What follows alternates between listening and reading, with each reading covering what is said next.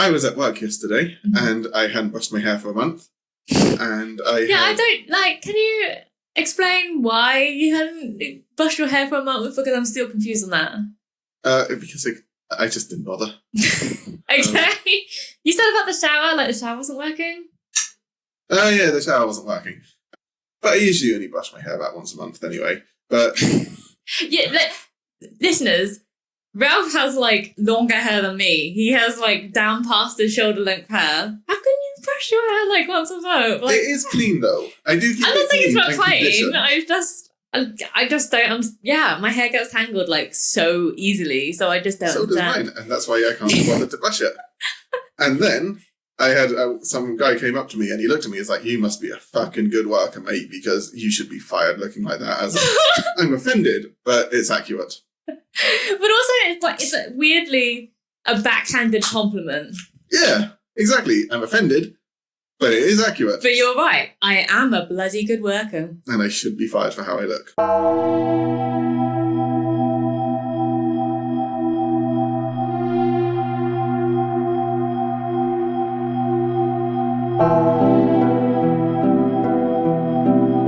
Hello and welcome to Journey into the Strange. I'm Caz. And I'm Ralph. And today we are going to be discussing Chaos Magick. Yes, we are. I'm excited about this one. I don't know about you. Yep. This was actually your choice of topic, wasn't it? Yeah, I got first dibs, as it were, because it was my idea and all that stuff. So yeah, no, I am very excited to talk about this, if only because this is more research than I've done on anything, including my dissertation. You did say that you had read a lot of books for this. Yeah. 2.5. and Okay, cool. Yes, continue.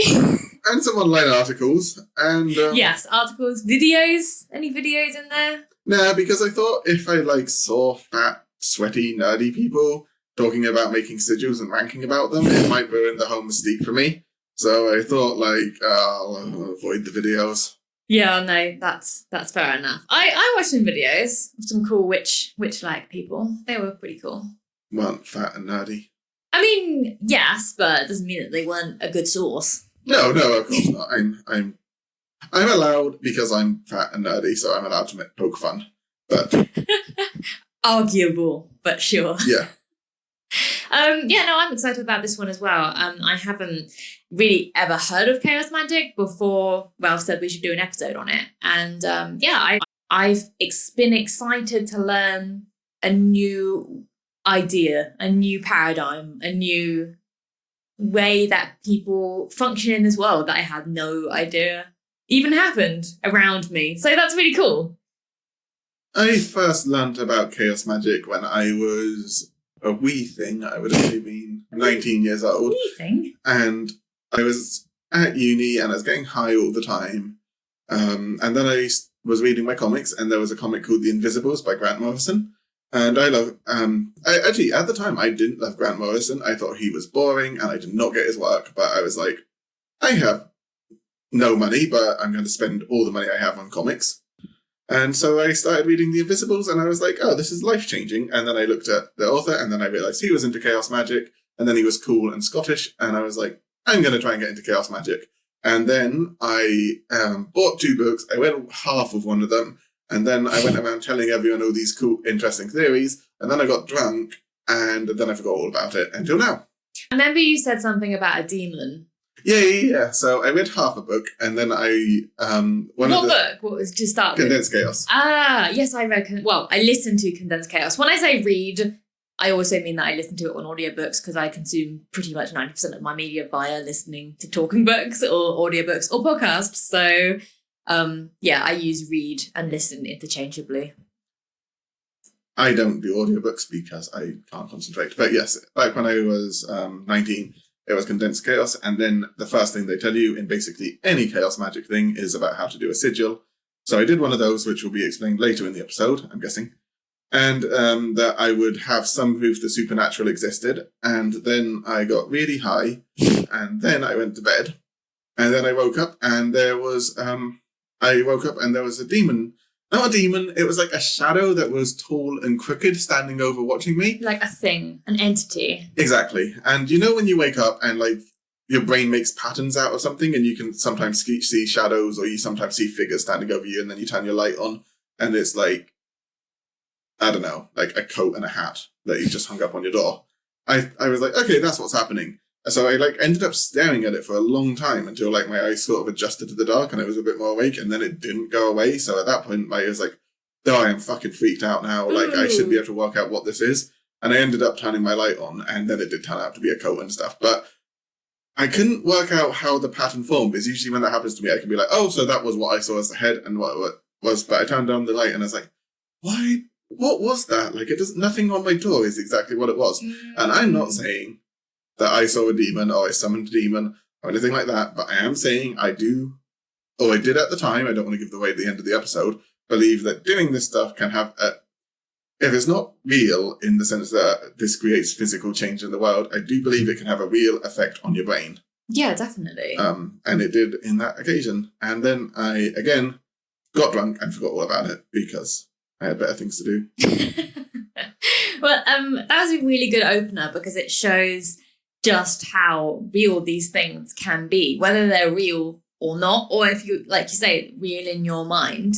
They're real in your mind, why, that makes them real, surely. So my sources for this episode are Condensed Chaos by Phil Hine, The 52 Sigils of Power by Xana Blaze.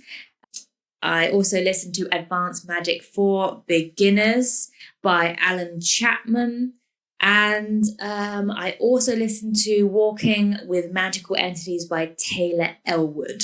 I also did Pop Magic by Grant Morrison, which is a 10-page article, and the 2 last podcasts on the last episodes about Chaos Magic, which counts. It counts as research. It's a source. It is a source. I also listened to the first episode on that. I didn't get to the second episode, but it was, yeah. Now that the first time I listened to those episodes, those last podcast and the last episodes, I was so confused about what Chaos Magic even was. And now that I've done sort of background reading on it, I'm like, oh, right, yeah, no, I understand this a lot better now. So it's interesting, yeah, how you're, doing different research obviously fills in the gaps in your knowledge. If we've achieved nothing else, we've made 2 episodes of a podcast we both vaguely like, slightly more entertaining for ourselves. Exactly, yeah. But yeah, no, those are our sources. So what is Chaos Magic? I think is a question that most of the listeners will be asking now if they don't already know what it is as a concept. So it's interesting in the sense I realised we've done this wrong because we should have researched all other forms of magic and then done an episode on Chaos Magic. Yes. I realised that too when I started getting into it. And I'm like, because one of the core, it's not really a magic as such. It's a system. And the idea is that you can pick from other parts of magic, any kind of other magical system you can kind of... Is it a system or is it more of a philosophy, I suppose? I think a bit of both. Because you can pick from other magical systems to use from it. I saw someone describe it as you can go to a buffet and pick any kind of magic you want. So you can have like Wiccan magic, moon magic, tarot cards. You can have sigil magic, servitor magic, shamanism. You have the whole pick of any kind of magic you want to use as long as it will serve you and the end purpose. So the core thing they say in all the Chaos Magic books is nothing is true, everything is permitted. So the way I thought about it was it's a very postmodern form of magic in the sense of in postmodernism, they say that nothing exists anymore. It's all just mirrored reflections, that there is no true thing. All we have is simulacras of the truth, which is gone. And that's sort of what Chaos Magic is to me, in the idea that there is no true form of magic that's right. These are all as right as each other, and they're all true in their own way, but you can pick any sort of them because none of them are the truth or the exact way to be. They are all simulacras of a grand unifying theme that nobody can ever get back to. That's it. And you just pick and choose what works for you. Like you have fun with it. You think that something will work for you. You give it a go. You try it out. You write it down. You try it again. And I think that's something that's probably quite important to say early on as well. is that keeping a magical journal is definitely one of the core practices inside Chaos Magick. So I think it sort of appeals to my nature of like trying to understand things at a sort of scientific level and writing things down and trying experiments on things. A good sort of template of a Chaos Magick guide would be to write down what you did, the time of it, what you were trying to achieve, weather conditions, dates, etc., until you are able to sort of pinpoint exactly what you did. And then you try that experiment again. You write down the results and you try it again and you tweak things. And the idea is you keep tweaking things until you get something that works for you, that you find is good and is working for you and serves your purpose. And then if you find something better, you discard that thing that's working for you and then go on to the thing that's better, because nothing is true. But yes, that leads me to what I liked about Chaos Magick. It's a very punk rock form of magic. It's very DIY, do it yourself.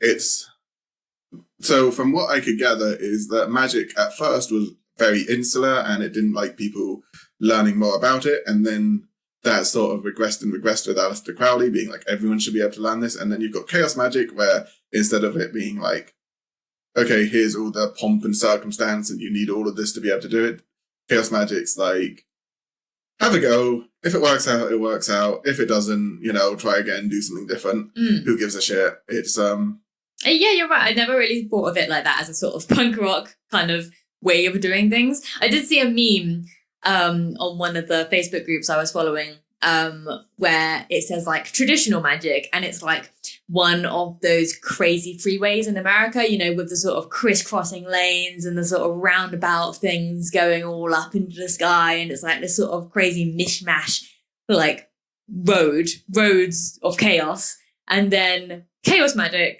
which was 2 straight lines side by side freeway, yeah. Which is funny because obviously you think the idea of Chaos Magick, it should be the one that's more chaotic, but is actually more straightforward.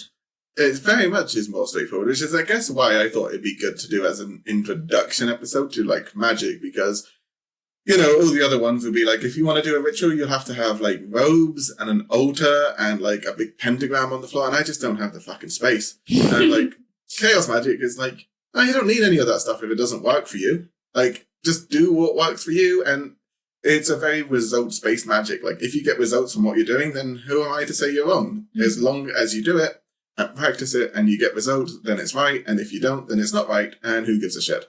Assuming it is all real, which I'm still on the fence about. I mean, that's the thing, isn't it? Because I'm also on the fence about it, because and it's one of those things that actually was mentioned by Phil Heim in Condensed Chaos. It's like the experience of it, being able to experience something that you have planned, or experiencing something spooky, or experiencing some kind of idiosyncrasy. That is going to enhance your belief way more than reading books can. And I've read a lot of books on it, and I have attempted magic, but I haven't had any concrete sensations or experiences or results, I guess. So I feel like I'm on the fence about it too, but I almost think I do believe in it. It just hasn't happened to me yet. How do you feel about that? It's hard. I go back and forth. I think there's things like you should try it for yourself, and if it works, that really makes me a believer, because if they didn't believe it was working, then I don't think there would be such an emphasis on you should be doing this shit. Yeah. Which really makes me think like it's not trying to be like, well, you can't do this unless you do this and this and this. And which is what cults do, be like, well, this will happen as long as all these requirements are met.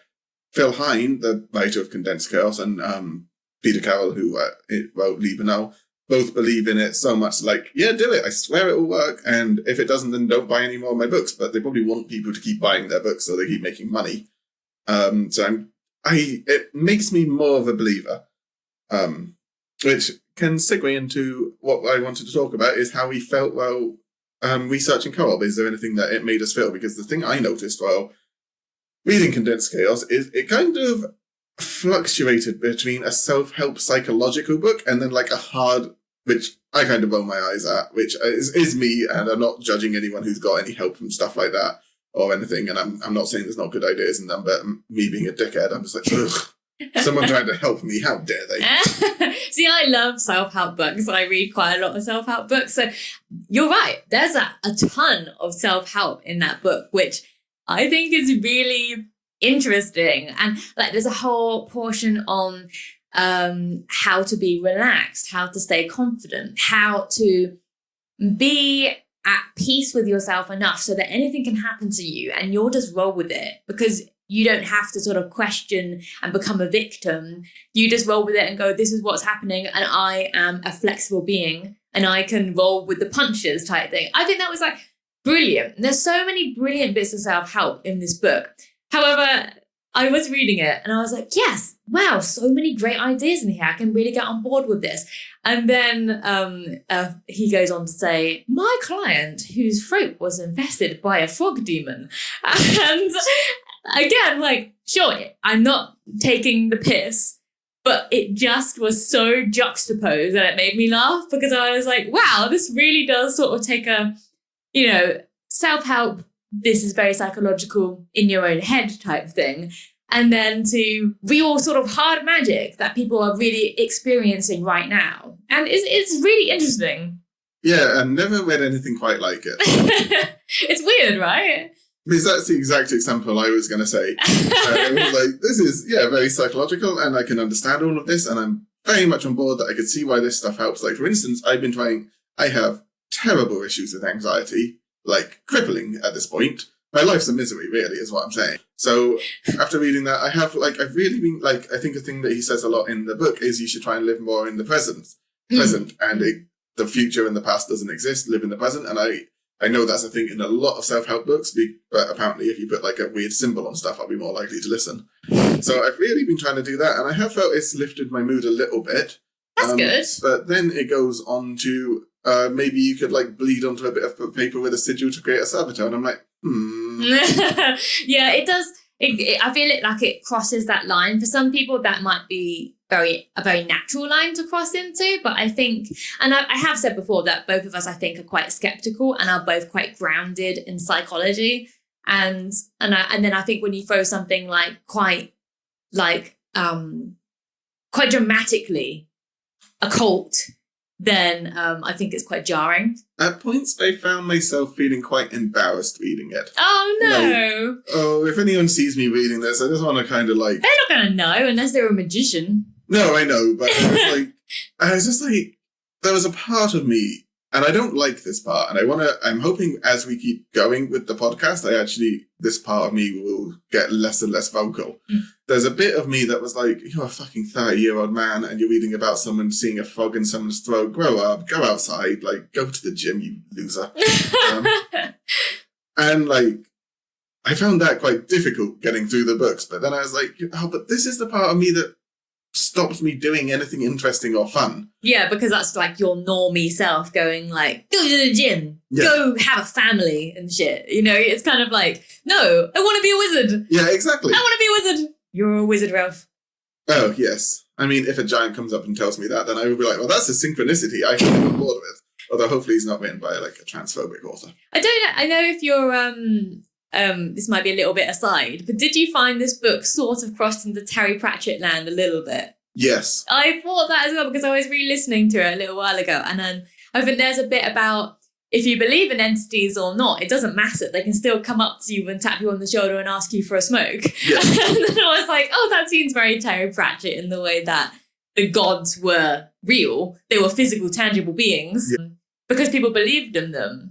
And that almost makes me think that the more people that believe in something, the more that it is true. And I think that is actually true. And this is kind of a very good example of that, because if there's enough people who believe in it, who write books about it, who expand this particular corner of knowledge, then more people believe in it and it becomes a more, I don't know, what am I trying to say? I'm not sure. But do you understand what I'm trying to say? I do get what you mean. It was also very Terry Pratchett in the fact that the way it goes about what works as magic, in the sense where, I swear in a Terry Pratchett book, a demon comes out of the fridge and Nanny Og bonks it over the head with a spoon. And they're like, but you're meant to use magic to make it go away. And she's like, I did. I used the magic of my fucking spoon. And that's very true, actually. Again, like, that was her form of magic, and it worked for her, so it's magic. I love that. It's funny, actually, because Condensed Chaos goes about teaching magic in a very sort of set way to itself. I don't really know how to put a label on what that set way is. But I read that book first. That's what I thought it was. That was my understanding of magic. And it did sort of like awaken these parts of my brain, which is kind of like anything that you do can be considered magic. Like anything that you put thought and belief behind, that is a way of expressing and experiencing magic. However, then I read Advanced Magick for Beginners by Alan Chapman. And that really does take a whole nother spin on it, I think, anyway. Because I don't know if you read that one or like briefly looked into it. No, it's annoying. It keeps coming up on Reddit as one that you absolutely have to read. Oh, really?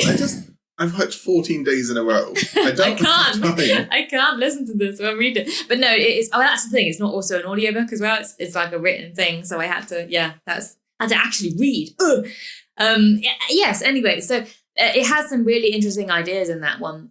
One being that your ritual can be anything. Your ritual can literally just be thinking about something and willing something into existence. That can be the ritual. And this is in Condensed Chaos, right? Or is that No, that's in Advanced Magick, because in Condensed Chaos, it does touch on a few ideas to do rituals, but I think I still came away from Condensed Magick going, combining the book titles now, Condensed Chaos, and I didn't really even know what a ritual was, like I was just kind of like, but how do I do a ritual? That's what I liked about reading Peter Carroll's Liber Null. It was a little bit clearer on what a ritual was, like Condensed Chaos. It assumes a lot of knowledge. Yes, you're right. Weird because it's an introduction to I guess it's an introduction to chaos magic, not magic. But you would think it would be, because I've had no experience of any magical system at all.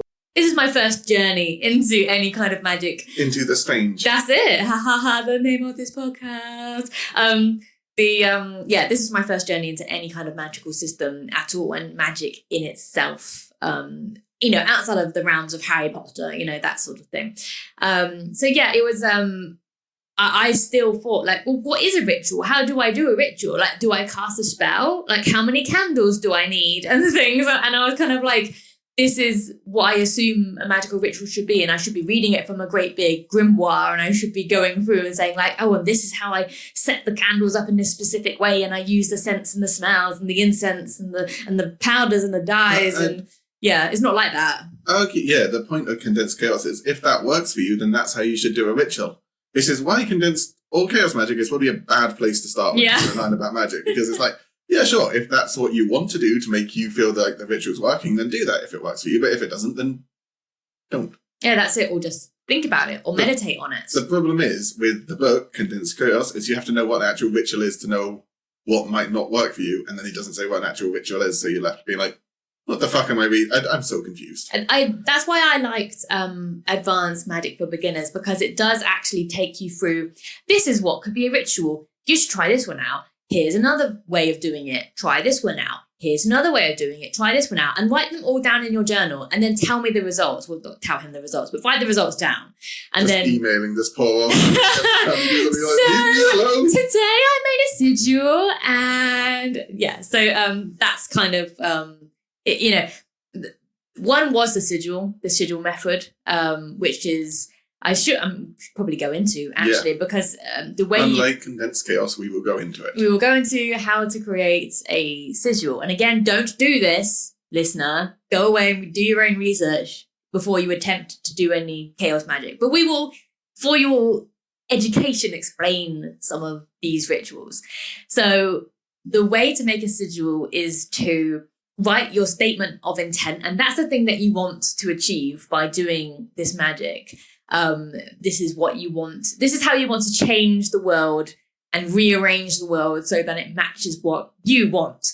You write that down. So what's a good example of a statement of intent? It is my will to not get stuck in traffic today. There we go. So yeah, what you not today because it's meant to be more vague. Yeah, like, I will not get stuck in traffic. Yeah. Or I will not experience traffic, or something like that. So you write that down, and then you take out all of the repeating letters. So you're left with a sort of jumble of letters, and then you create a sort of artistic representation of all of those letters into a sort of symbol or sigil, as it were, and then you draw a circle around it, and then that is your sigil. After that, you are meant to forget the statement of intent and just know this sigil, and then you can do all sorts of different ways of how you can interpret this ritual. I really quite like the advanced magic for beginners because it goes into that method, but then another method it suggests is just make a cool picture, just make your own sigil. It doesn't have to be based on letters or words or anything. Just make something and sort of in your mind assign your will to it, your statement of intent to it. But it doesn't have to be anything to do with the letters, and then see how that goes. And then report back with that kind of result. The idea is, I don't think it's so much important what the letters are, like it says. I think the idea is that it's a crystallization of your will that you can remember. And whatever helps you do that is what works. But as long as you've got your will made into a form that's easy to remember.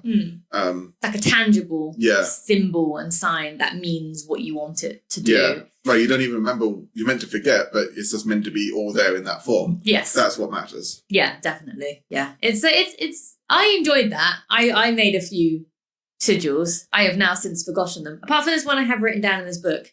Yeah. Which I wrote down and forgot to destroy, and there it is. So. And then in the Peter Carroll book, it's like, and then you should fire it off into the Chaos Nether Sphere, where you reach a point of Gnostic whatever.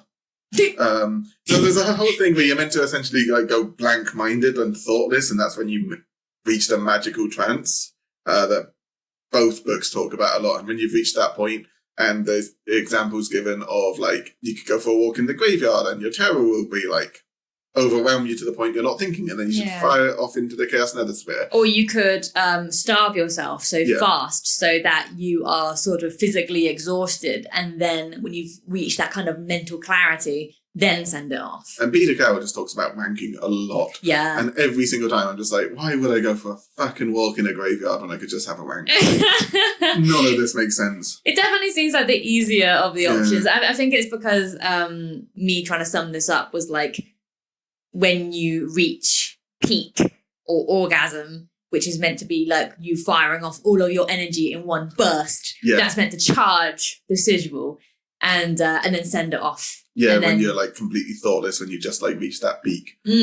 Yeah, that seems to be sort of the main way of doing it. Yeah, they really stress home how much they want you to rank, which I found slightly weird. Yeah. And I also realised that the Chaos Magick from the books I read was very male-orientated.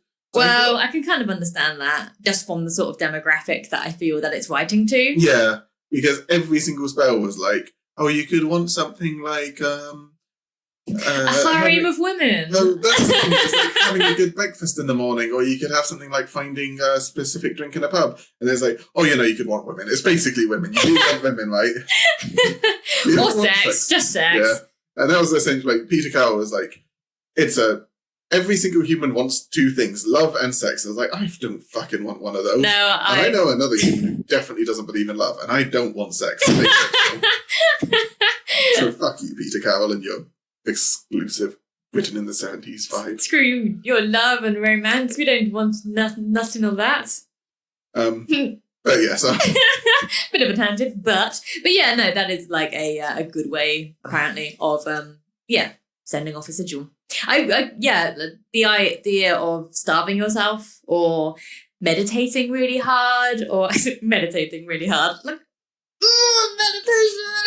But the thing is, you're not meant to meditate really hard. No, I know, and that's why I just thought, sorry, that was just me just being why did I choose those words, meditate really hard? But yeah, you know what I mean, meditate for a long time until you reach that sort of mental bliss, and then send it off. See, I think I would make a good magician, because I find myself staring off into space, not thinking anything for long periods of time, And that's like what the Gnostic state is, which you're meant to like meditate ages to get. Are you actually thinking of nothing though? Or are you thinking of things? Because when I'm staring off into space, I'm like having this whole like space epic going on. No, I'm thinking of nothing. Sometimes I literally realise I'll just be staring into space for like 3 minutes. I'm like, oh fuck, man, where am I? That's really cool, considering like that is basically what most people trying to meditate is, you know, they're trying to achieve that. That's pretty impressive. Because I like meditation. I've been trying to do practice meditation for many years. I am terrible at keeping it up. I'll do it straight for like 30 days and be like, man, I feel amazing. And then just stop doing it immediately. And I'm just like, why did I do that? It was like bringing me so much. And yeah, I don't know. I think it's probably self-destruction in there somewhere.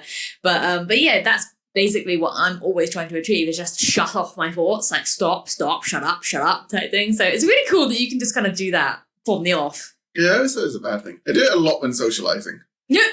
If someone That's good to know that we can really keep you entertained, you know. I didn't say with you. Just that's all right. I feel special. Like with a few drinks in me, if someone's talking about something I'm not interested, I will find myself literally just staring into space, and I'm not thinking about how bored I am. I'm just not thinking. That's really And then they'll cool. finish the story. I'm like, where am I? What? Oh God, I have to respond with something. Just like, I'm gonna get a drink. Goodbye. Good story, probably. I enjoyed listening to that, but I must go. I was staring into space so intently because I was listening so hard. They probably think that. They probably think, wow, he's really into this. I need to, like, you know, up the ante. Another point on Gnosticism is that where I think I hit, and again, they describe Gnosticism as essentially where you're not having any thoughts and the universe is working through you, and that's the best place to do any rituals in. Another point is when I've had like 3-4 drinks and I'm playing Mario Kart with Chris, and like I suck at Mario Kart usually, but then when I've had 4 drinks, I go completely thoughtless. And I'm just doing it all, not even thinking about what I'm doing, and it's just my brain's going. See, I've done that before. I don't know if have you ever played Dance Dance Revolution? You know, like no, of course not. The one on the mat. Of course not. Well, you can play with your fingers as well. You don't need to use your body. Anyway, yes, you get to that sort of state. Or Guitar Hero. You must play Guitar Hero. No. Really?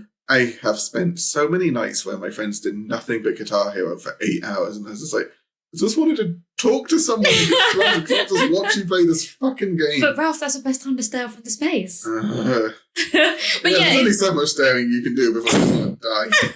But that's basically that. I was coming back to that is when you're playing Dance Dance Revolution, or you're so into like that kind of rhythm game that there are no thoughts. You are just a connection of body part to brain. To, you know, there is no in between. There is no thought in between. You are just doing, and you are. And at that point, that's where you should fire off a sigil into the Chaos Netherverse. Maybe I should play Dance Dance Revolution and get to that stage. No! Like when you get a Bloodborne. I don't want to play Bloodborne. You keep asking me to play it, and I'm not going to.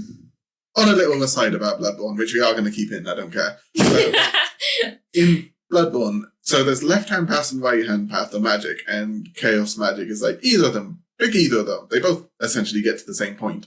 But I really found it's really cool when you start learning about Chaos Magick and occult magic. You start seeing it everywhere. Because in Bloodborne, there's the people who sucked up the blood of the old gods and were ended up turning into beasts. And then there are people who just wanted to learn about the great ones and have eyes on their brain. And I was like, that's left-hand and right-hand path magic, because the people sucking up the blood of the old demon gods, monsters, and turning into beasts, that's right-hand path magic. And left-hand path magic are the people who wanted to read lots of books and get esoteric knowledge and have eyes on their brain. Does that have anything to do with, I think I have seen it as results magic versus, I forget the other term, but it's basically one is something that you're aspiring to personally. So something you want to sort of reach a higher plane, you want to become a better person, you want to sort of increase your mental capacity. And then the other is one, I like money. Exactly, yeah. So the left hand would be, I want to increase my knowledge, I want to reach enlightenment, and I'll do that through meditation and reading books. Where the other one is, I want results, I'm going to do magic to get results, I want money and sex. Yeah. So left hand, right hand. And that's in Bloodborne. So Bloodborne is an occult video game.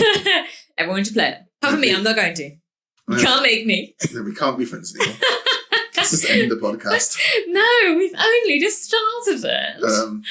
On that note, actually, did you attempt any magic? No. Oh, did you I've not? been working 14 days in a row. Ralph, we're doing a podcast on Chaos Magick. You have to try Chaos Magick. I'm going to, but like I say, I don't think like one episode has to be one and done. Yeah, no, like, no, definitely not. I wanted to get a good...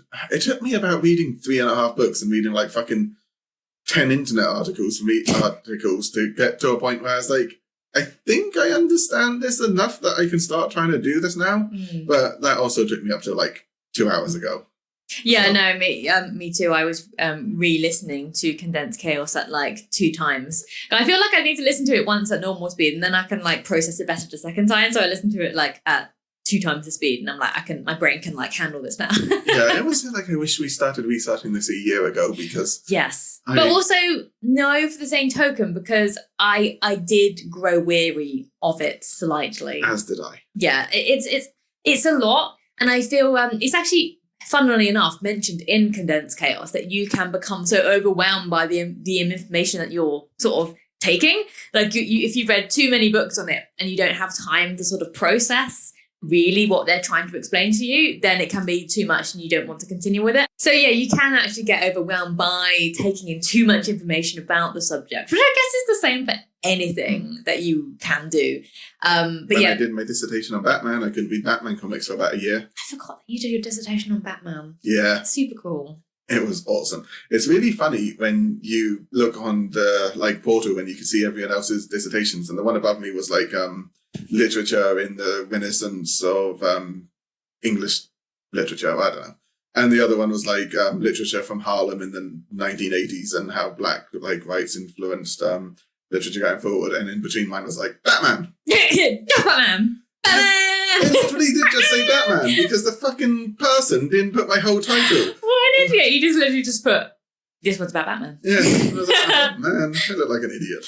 Well, that's so stupid of him because, he's the one who probably didn't read it properly and didn't understand. And then he didn't enter, this is, Batman between the ages of X and Y, trying to explore the ideas of X and Y. But he was just like, I didn't understand Batman. He was also the person who emailed me saying, I don't think you get academia before I got my dissertation results back. Well, you got a degree, so fuck him.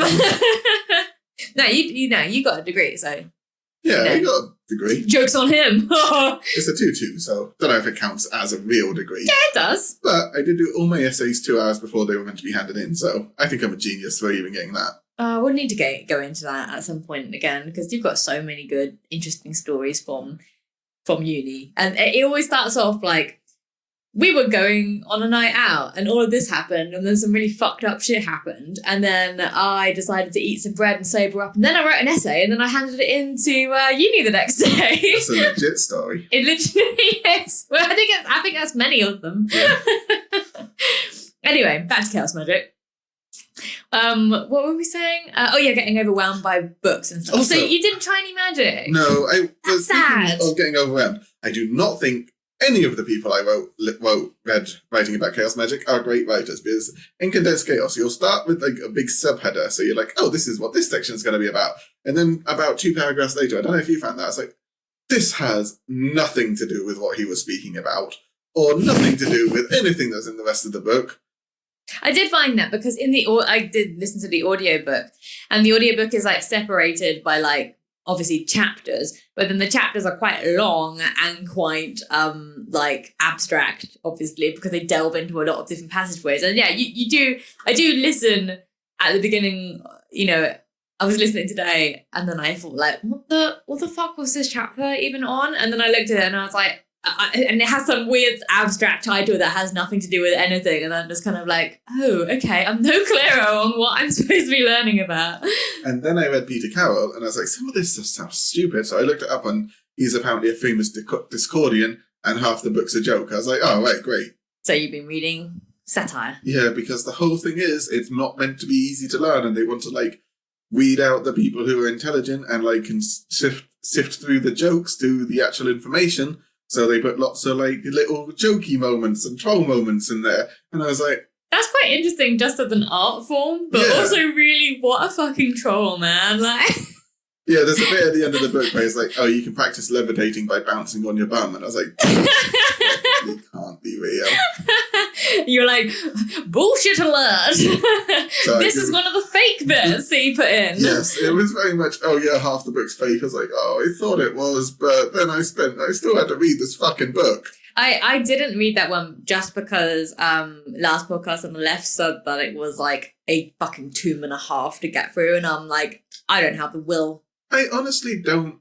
I don't know. For me, I found the bits that weren't meant to be silly, if I distinguish them right, were actually a little bit more like illuminating than Condensed Chaos. I guess it's a little bit more like, here's some practical application, and here's how you do this stuff, whereas less Condensed Chaos was like, here's the psychology behind this stuff. Yeah. Oh, that's actually something we should probably touch on, is the models of different ways of explaining chaos magic. I guess explaining is maybe the wrong word. I also just wanted to add, I also quite enjoyed how arch and over the top Libano was compared to Condensed Chaos, because Condensed Chaos is like, it's very straight talking, isn't it? Yeah, this is fun, and like, here's what you can do. Well, Libano was like, you will lose your mind, and magician stuff is life and death, and if you go wrong, you can go into disaster, and hark comes the raven, and so on. That's amazing. Yeah, that's actually quite. I've heard quite a lot of different reports from varying sources about how chaos magic can go wrong. As in, magic has a funny sense of humor, and it will take the quickest, laziest route into achieving the thing that you have asked for. So an example would be, I want loads of money tomorrow. And if you haven't sort of specified how or opened up a channel in able to get that money, say if you had a business, you can be like, oh, I want to get a bunch of sales tomorrow, therefore bringing me in X amount of money. That would be you're being specific, and you're also sort of channeling how you want that money to manifest. But if you're very vague about it, you can just say, I just want money to appear tomorrow. Then you might get hit by a car, and then you might sue the person who hit you by a car, therefore getting you loads of money, but you might not have working legs anymore. Exactly. That reminds me of a sigil I did when I was back in university. It was that I would speak to this girl I had a crush on. So I made that sigil, and then I did it, and I swear this happened, and this is not me making this up. I ended up, when I was like really fucking hungover and I'd been sick on myself the night before. Oh no. Wandering up, going home, like, I didn't have sick down my top, but if I'm being honest, I did. And then I like bumped into her and I was like, oh, for fuck's sake. Why now? Because you willed it. Exactly. And like, that was another thing that I forgot till now because I maybe repressed it. I was going to say, you hadn't said that story before. Made me believe in chaos magic, because I was like, oh, this is like, they always say the universe has a sense of humor. I was like, well, if that's true, they're not wrong. I like that story just for that, because you didn't say like, I want to talk to this girl when I'm presentable and when I'm feeling confident. It was like, yeah, you'll speak to her when you're at your absolute lowest. But I've still come through. Yeah, exactly. You did, didn't they? Yeah, I think, that was another example of what I read someone saying, like, oh, I want to lose like 6 pounds, and then they get their arm chopped off or something like that. It's kind of like, I feel like if you said, I want to lose 6 pounds at the gym by me working out, it's also inspiring to you to actually go to the gym and actually give that magic a sort of route in order to pay off, as it were. That's the other thing they say, that magic's lazy. So if you're going to say, I want to win the lottery, then buy like fucking 50 lottery tickets and it'll work through the easiest way to do it. Or otherwise you might, find a lottery ticket and win 50 pence on it. Ah, yeah, that's true, because you might win the lottery, but you might not actually play the lottery, therefore not really having a lot of chance at winning the lottery. And you might still get it, but it might be like years down the line, and it might be in like the minimalist way possible. That would be very cool, though, if you did like say that, and one time I was like, I want to play the lottery randomly today, and then you won. Is what makes me not believe in chaos magic, because all these like great chaos magic authors, like one of them was moaning about not being able to afford a fucking computer. I'm like, well, if you're that good, like, why don't you do a sigil of I will win the lottery. I will have money. I will win the jackpot on the lottery. I will have a computer. Yeah, no, it's true. And that does make me, question, I guess, some of the people who I say was looking up on YouTube and such. I didn't write any of the channels down. I just kind of did a haphazard search on YouTube for like ideas around Chaos Magick, and yeah, no, it does. It's something else. Actually, it's a completely different topic, but it's someone who was talking about manifesting physical appearance changes, which is something I've been interested in and I have been researching outside of this podcast. Kind of want to do an episode on it, and maybe we'll get around to doing that one day and experimenting with it, because I'm interested in that. Me too. Yeah, it's cool. But yes, this person was very, very beautiful and very put together, and so she looked like $1 million. But there was one sort of obvious flaw about her appearance, and she wasn't able to change that through any of the manifesting stuff, which kind of makes me think, like, has that worked, or, you know, has it only worked in some ways? Why isn't it working on that particular thing? But then I think it's so interesting, because I wonder how Chaos Magick works to the people who it works for. Because they're like, quote last podcast on the left, if you like do a ritual to make your dick bigger, like whether or not your dick's bigger, you'll believe that it is, and therefore you'll be better at sex, and it might feel like it's bigger, which is it manifesting in the world. Which is you, and then that person will be lot more confident, yeah, and therefore act like they have a big dick. Exactly. Or they might just be better at sex because they believe they're less ashamed of their dick, so like they use it better, and then that makes it feel like it's bigger to the women, which would make it a big dick's bigger. I think that leads on nicely to the models, because I'm a psychology model, which basically means that I sort of understand Chaos Magick as it affects your subconscious. So if I say, I want to be more confident, I make a visual, I fire it, I believe I am more confident, I believe that the magic is affecting my confidence. I imagine that I am more confident because my subconscious knows it to be more confident. Has the magic not worked because I am more confident, even though I am aware that I am affecting my subconscious? Or is it nothing to do with the subconscious? Is it literally the magic working in a completely different way? But that's the thing about Chaos Magick, they can get a bit tiresome. Nothing is true. Everything's permitted. So if that's how magic works for you, then that's how magic works for you. It's very true. But and then it's essentially created a loophole where fucking anything works and there's no way to prove it is or not. It's very true. I mean, there are many different ways, different models of sort of understanding magic and understanding Chaos Magick. There's, say, the sort of like cyberpunk model. I think like the Matrix, where we all live in not a simulation as such, but reality is like a computer, and magic teaches you codes to hack that computer and achieve results through that. Exactly. Or there is the literal traditional magic route, where you are conversing with spirits and demons, and that is the way that magic is happening to you, and that's how you understand it. The idea, though, I think, and it's one of the core principles of Chaos Magick, is to be flexible, is to be able to swap from any model at any point in time if it serves you. So if I understand that, say if I wanted something and I believe that, I don't know, say if I wanted to be better at computers, or I wanted to learn how to code, or, be a better coder, I might want to adapt and change my model of thinking to the cyberpunk kind of way of thinking, so that I feel that that coincides more with my goals at the time. The idea with Chaos Magick is that you are able to take on different personalities, different ideas, different perspectives at any point, and just roll with the punches. And that brings me to a problem I had understanding Chaos Magick. It's very much how this is the thing that I really, really had to struggle getting. Really struggled getting my head around. In the sense where it's like, your personality is not fixed. It should be fluid. You shouldn't have a personality. You should be able to adopt any view at any time. And as someone who, I almost rigidly define myself by what I am and what I'm not. But that's, it's very much against Chaos Magick. Yeah, it is. You're meant to be able to do anything at any point, at any time. But I also had problems with that, because I have hard morals on things. I mean, and you don't have to be I am vegan, so I believe that we shouldn't be murdering animals.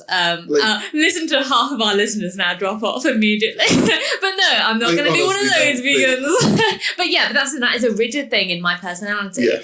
But also, by the same token, like, I don't think, like, sexual assault is cool. Like, as nice, understanding people of society, we shouldn't be able to think that is cool. That's what that I was is a rigid part of our personality, in the sense, adopt different views, but ethically, I really believe what's right and is right. Like, I believe, treat other people how you want to be, not even treat, be empathetic and understanding of people and don't hate people. Yeah, don't be a dick. I'm not going to, there's no way I'll ever be able to change my views enough where I'm like, it's fine for men to it's fine to be racist. And I was like, but then I try to understand it as, it's not saying you shouldn't have fixed views. Only take on, but if taking on a different set of principles and views would work for you to achieve your will, that's when you should be doing it. Like, you shouldn't necessarily be like, I'm going to decondition myself to the point where I think it's all right to kick a puppy. Yeah. And also because hopefully your morals would be strong enough that it wouldn't be like, kicking a puppy will help me achieve my goal, because it shouldn't really. Why would that be a thing? I'm going to decondition myself to, like, if I go to a sports bar, I find sports bars very uncomfy because I'm fucking overweight and look homeless and have, like, metal t-shirts.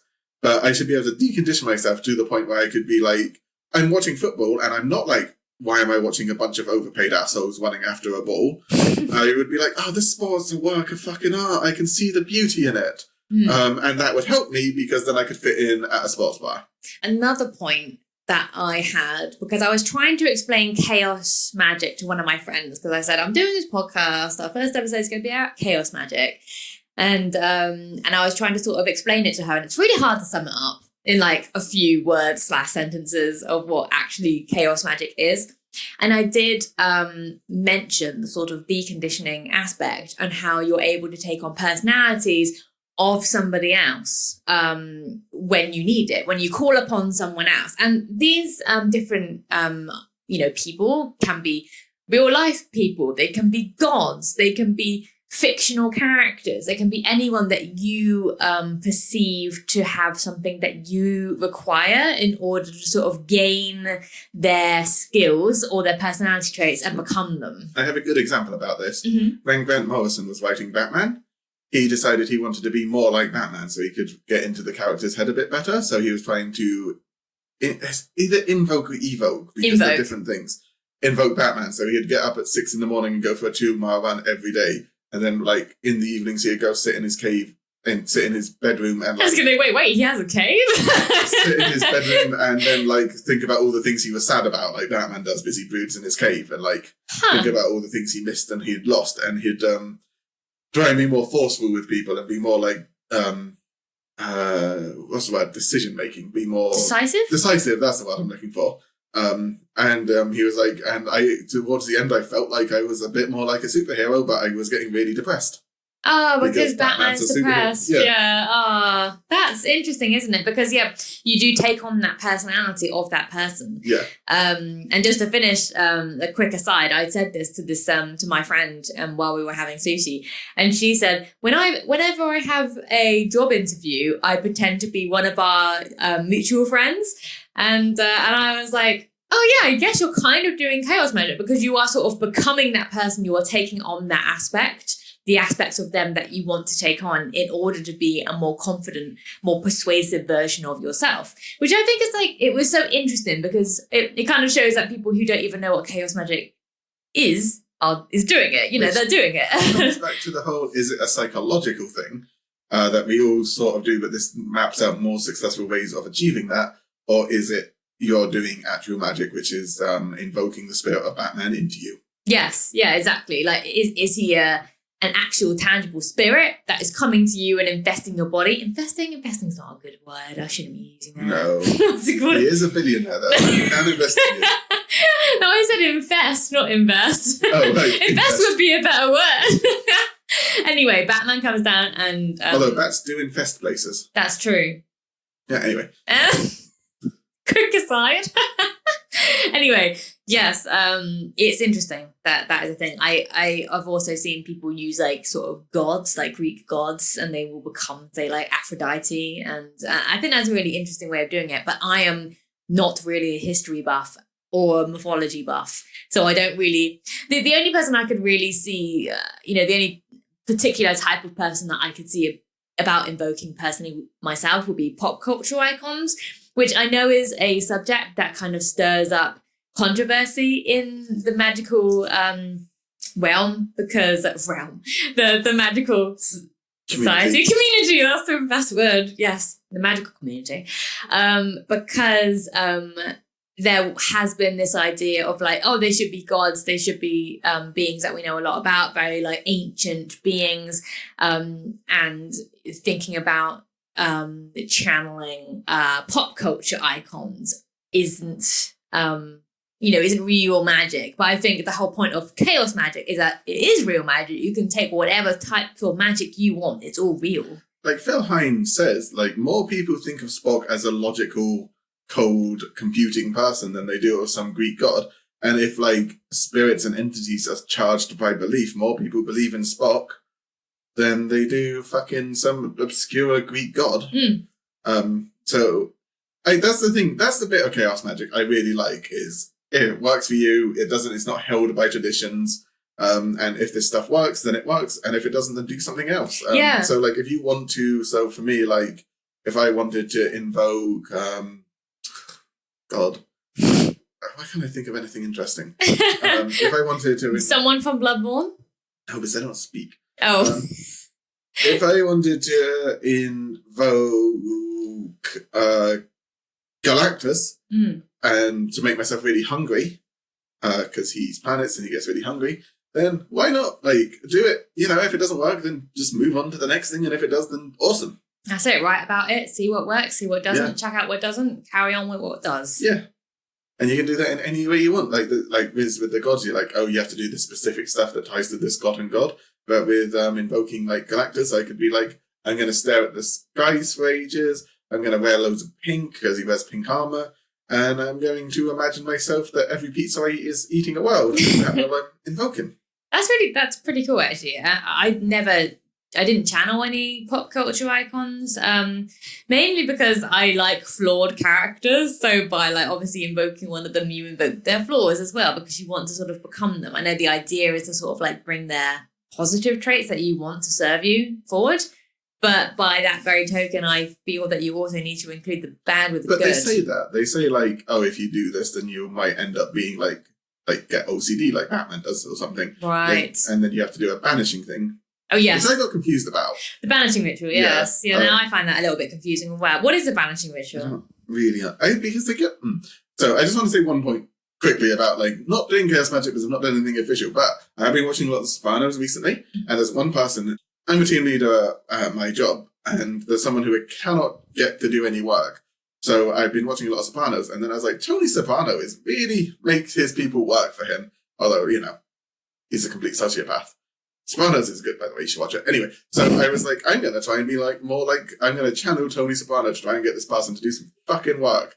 So like when I was in the shop, I started breathing heavily and imagining I was super big and aggressive and like super angry all the time. And then I was like, I need to have sit down, my heart hurts.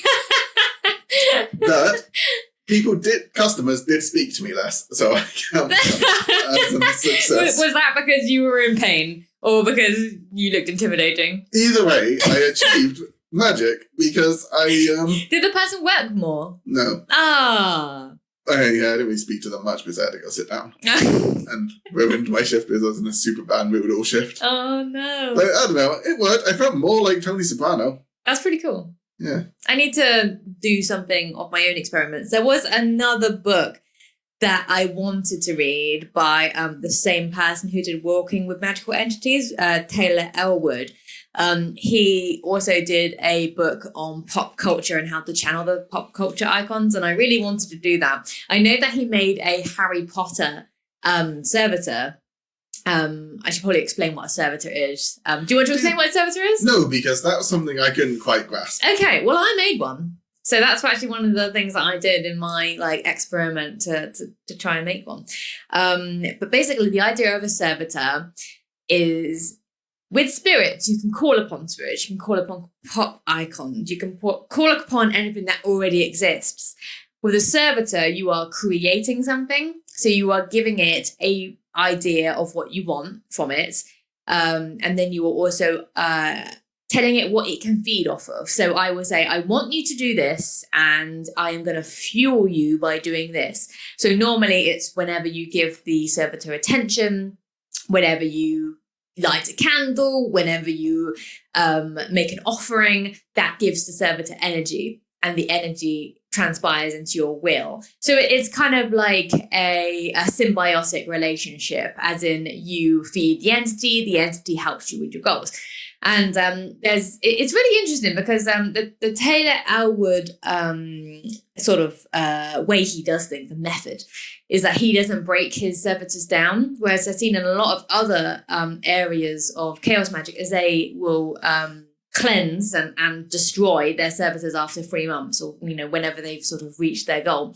However, this didn't sit right with me, because I was kind of like, what's the point in creating this like magical spirit that's kind of like your friend and then killing it after like 3 months? But I thought that was kind of mean. Oddly enough, chatting to someone on Reddit about this. Oh yeah.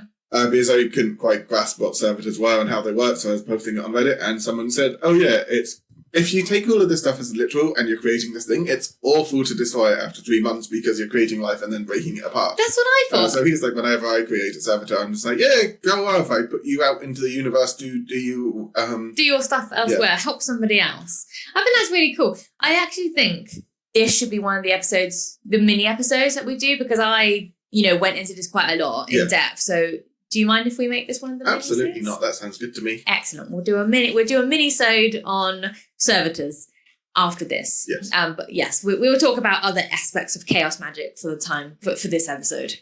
So if you were to rate chaos magic on a scale of 1 to 10 on how much you believe in it, where would you put that? I can't rate it on a scale of 1 to 10. Because I would say I believe in it more as this is actually something that can affect your brain and maybe not even chaos magic. But chaos magic is just a tool to interpret magic. But as I'm standing with all magic, that you can create real change in your brain, which can then change how you view the world, to the point, like I did when I was in uni, have a weird like hallucinations.